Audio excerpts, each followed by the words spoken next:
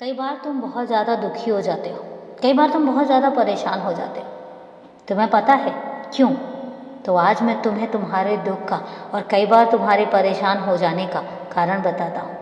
तुम्हारे दुख और तुम्हारी परेशानी का कारण अगर कुछ बनता है तो वो है उम्मीद। तुम उम्मीद लगा देते हो, तुम उम्मीद बहुत लगाते हो और इतनी लगाते हो कि कई बार उस उम्मीद पर जब कोई खरा नहीं उतर पाता तो तुम्हारे मन में एक ठेस पहुंचती है और उसके बाद तुम्हारे व्यवहार में परिवर्तन आने लग जाता है। कितनी आसानी से तुम किसी से उम्मीद लगा लेते हो, जबकि मैं तुमसे कहता हूँ किसी से भी उम्मीद मत करो, कोई उम्मीद मत करो। और जब वह टूट जाती है तो फिर तुम बहुत दुखी हो जाते हो और टूटते भी हो। तुम्हारे व्यवहार में वो टूटना झलकने लग जाता है। पहली बात, किसी भी रिश्ते में उम्मीद क्यों?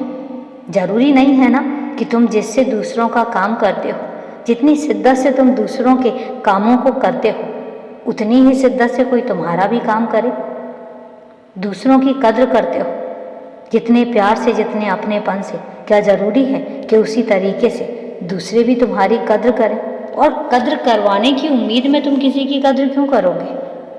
मुझे पता है कि मैं बहुत ही कड़े शब्दों में तुमसे बोल रहा हूँ, लेकिन सच यही है कि जब तुम उम्मीद नहीं लगाना चाहते हो तो फिर उम्मीद क्यों लग जाती है? मुझे पता है कि तुम ऐसे नहीं हो, मुझे पता है कि तुम उनमें से नहीं हो कि तुम बदले की भावना से कोई काम करते हो, मैं जानता हूँ। लेकिन उसके बावजूद भी तुम उन लोगों से उम्मीद क्यों लगाते हो जहाँ तुम्हें खुद पता होता है कि यहाँ से तुम्हारी उम्मीद पूरी नहीं होने वाली है। मैं जानता हूँ कि जब तुम किसी का कोई काम करते हो तो जब तुम्हें मौका मिलता है और जब तुम्हें ज़रूरत होती है और वो लोग तुम्हारे काम में तुम्हारा हाथ नहीं बटाते तो तुम्हें तकलीफ़ होती है। लेकिन मैं तुमसे एक बात कहता हूँ कि वो तो ऐसे ही हैं, तुम जानते भी हो, तुम्हें पता है कि वो ऐसे ही रहेंगे। फिर उसके बाद खुद को तकलीफ़ देने के लिए उम्मीद क्यों लगाना? मत लगाओ, मेरी बात मानो। आज के बाद उम्मीद मत लगाओ। जितना तुम कर सकते हो अपनी तरफ से करो और खुश रहो, हमेशा खुश रहो।